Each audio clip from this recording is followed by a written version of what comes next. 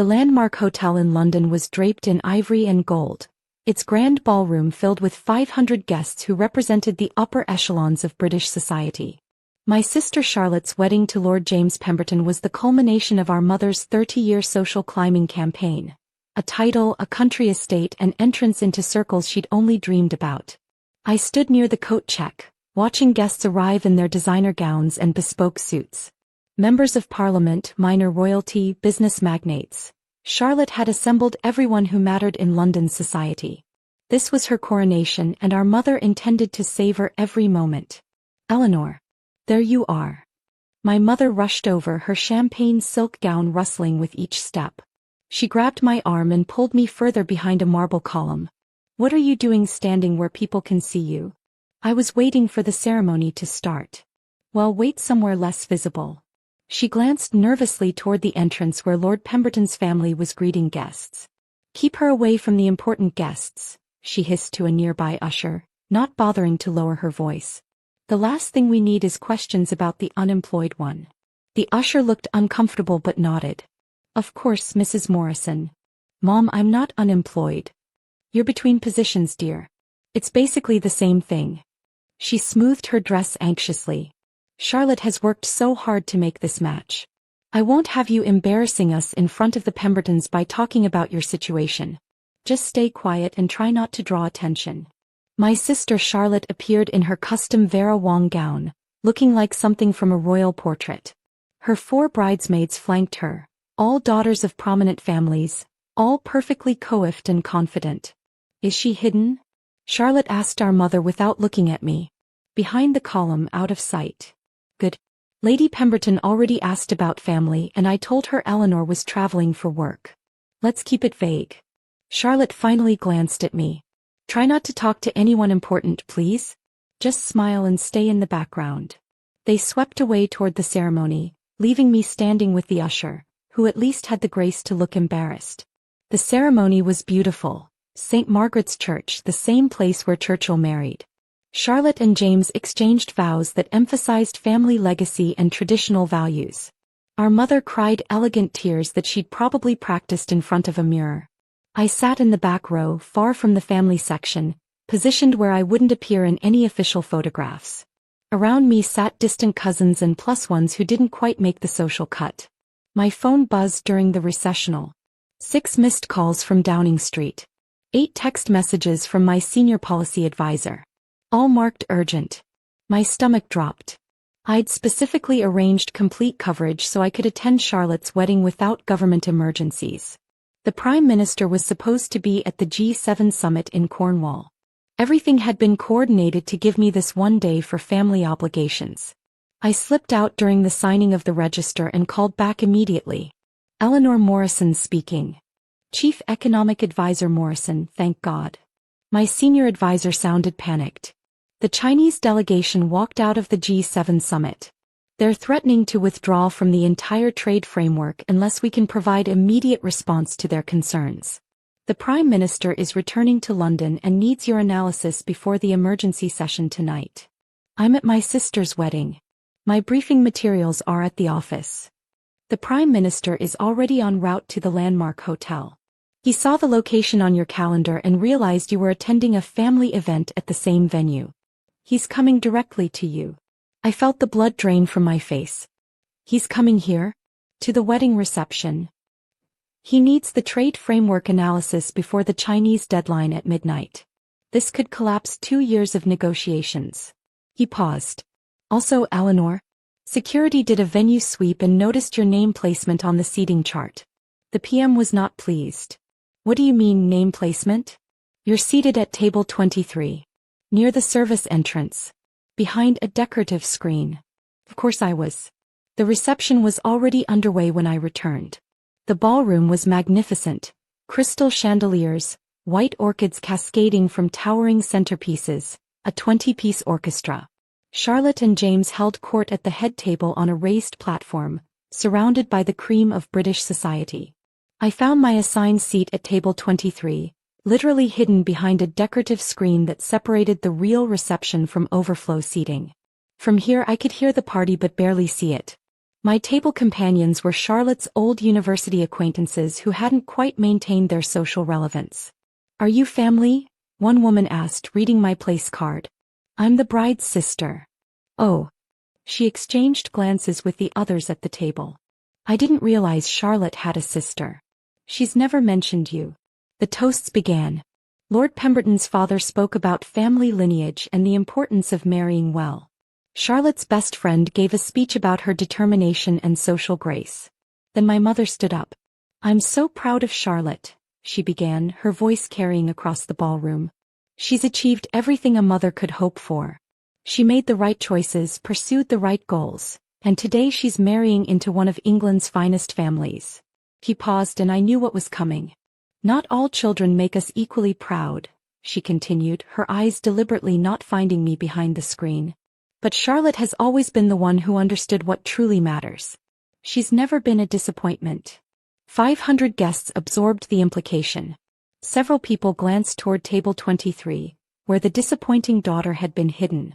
That's when I heard the commotion at the ballroom entrance. Security entered first, diplomatic protection group officers in plain clothes but unmistakable. They were doing quick assessments, coordinating with hotel security. The kind of protection detail that accompanied the Prime Minister. Then Prime Minister David Harrison walked into Charlotte's reception, flanked by his private secretary and 2 senior cabinet members. The orchestra stopped mid-song. Conversations died. Every person in the ballroom turned to stare as the Prime Minister of the United Kingdom entered the wedding reception. His eyes scanned the room and found the decorative screen hiding table 23. His expression shifted from professional concern to visible anger. "Eleanor." He walked directly toward my hidden table, past the head platform where Charlotte and James sat frozen, past the prominent guests and titled families, straight to the service entrance area where the unemployed disappointment had been concealed. "Prime Minister Harrison, I apologize." "Don't apologize. I need the Chinese trade analysis immediately, but first." He looked at table 23, then at the elaborate head table, then back at me. "Why are you seated here?" "Family seating arrangements, Prime Minister." "Family arrangements." He turned to address the entire ballroom, his voice carrying that natural authority that commanded nations. "Good evening, everyone. I apologize for interrupting this celebration, but we have an urgent economic crisis that requires Eleanor Morrison's immediate expertise." The silence was absolute. "For those who may not know," the Prime Minister continued, looking directly at my mother, "Eleanor Morrison is my chief economic advisor. She's been instrumental in every major economic policy decision over the past 4 years. She designed the post-pandemic recovery framework that saved 3 million jobs. She negotiated the trade agreements that generated $40 billion in new revenue. Last month, she prevented an economic crisis between the UK and EU that could have cost us hundreds of billions." My mother had gone completely pale. "Eleanor is currently coordinating trade negotiations with 12 nations simultaneously," the Prime Minister said. "The Chinese delegation specifically requested her presence at the G7 summit because she's the only advisor they trust to understand their economic concerns." "And you seated her behind a decorative screen at table 23. Charlotte looked like she might faint. Lord Pemberton's father had stood up, his face showing shock and calculation. Prime Minister Harrison turned to me. "Eleanor, I need the trade framework analysis. The Chinese are threatening withdrawal and you're the only person who can salvage this. Let's use the hotel's conference room." "Of course, Prime Minister." "And Eleanor?" He looked at my mother again. "When you return, if you choose to return, you'll be seated at the head table. My chief economic advisor doesn't sit behind screens. Ever." As we walked toward the exit, his security detail creating a protective corridor, I heard the whispers exploding around us. Phones emerging. People Googling my name. My mother's voice, sharp with panic, trying to explain something to Lady Pemberton. In the hotel's executive suite, we spent 90 minutes coordinating emergency responses. The Chinese concerns were complex but manageable with the right concessions. I pulled up my analysis, walked the Prime Minister through 3 different scenarios, and helped craft a response that would keep the trade framework intact. "This is brilliant work, Eleanor," the Prime Minister said, reviewing my recommendations. "The Chinese will accept this. You've just saved 2 years of negotiations and potentially hundreds of billions in trade. Thank you, Prime Minister. Yao. He closed his folder and looked at me seriously. How long has your family been treating you like this? Most of my life. They know I work for the government, but they've never asked for details. They assumed I was unemployed because I'm not married into aristocracy like Charlotte. Your mother called you unemployed. In front of wedding guests. She's been telling people I'm between positions for the past year. The Prime Minister shook his head. I've negotiated with hostile foreign governments that showed more respect to junior staff than your family shows to you. He stood. You don't have to go back to that reception. I thought about Charlotte's perfect wedding, about being hidden behind screens, about years of being the disappointment. No. I don't think I will. By the time I reached my car, my phone had 73 messages. Desperate apologies from my mother. Panicked calls from Charlotte explaining that she didn't know. Even Lord Pemberton's father had somehow gotten my number, asking about economic consulting for his investment firm.